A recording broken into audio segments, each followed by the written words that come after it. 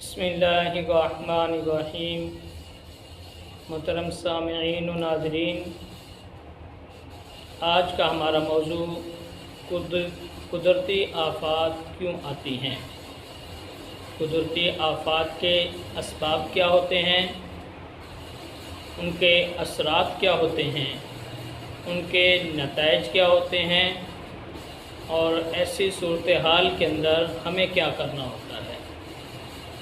इस वक्त वतन अज़ीज़ पाकिस्तान के बेशतर इलाके तूफ़ानी बारिशों और सैलाब की ज़द के अंदर हैं और मुतासिरीन अपने घरों से नकल मकानी करने पर मजबूर हो चुके हैं।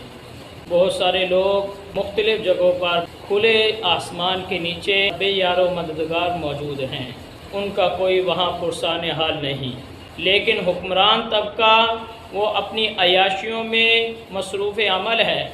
यहाँ तक कि वतन अज़ीज़ की यौम आज़ादी के मौका पर वो लोग नाच गाना इसके अंदर मसरूफ़ नज़र आते हैं। जो दिन हमें ये पैगाम देता था कि हमने अपनी इज़्ज़तों को बचाने के लिए ये वतन हासिल किया और बहुत सारी इज़्ज़तें, माँओं बहनों की इज़्ज़तें इस वतन के क़याम के लिए कुर्बान हो गई, लेकिन ये लोग उन्हीं इज़्ज़तों को नचा रहे हैं, उन्हीं इज़्ज़तों के साथ खेल रहे हैं। ये सद अफसोस की बात है।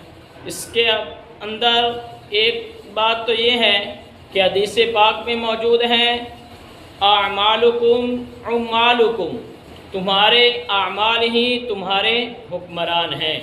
तो इस तौर पर ये हमारे ही गुनाहों का सबब है कि इस तरह के हुक्मरान हम पर मुसल्लत हो चुके हैं।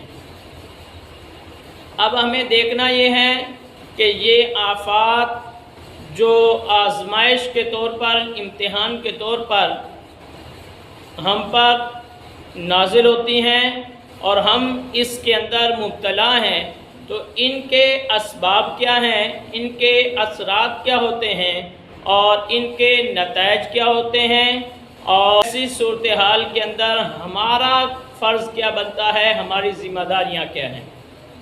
इनके असबाब के अंदर सबसे पहला सबब वो अल्लाह तबारक व तआला की नेमतों की नाशुक्री करना है कि अल्लाह तबारक व तआला की नेमतों की हम नाशुक्री करें तो अल्लाह तबारक व तआला अपने अज़ाब से दो चार करता है। अल्लाह तबारक व तआला ने ख़ुद कुरान मजीद के अंदर इरशाद फरमाया, ला इन शकरतुम लाज़ीदन्नकुम व ला इन कफ़रतुम इन्न अज़ाबी लशदीद, कि अगर तुम शुक्र करोगे तो मैं तुम्हें और ज़्यादा दूंगा और अगर तुम नाशुक्री करोगे तो फिर मेरा अज़ाब बड़ा सख्त है।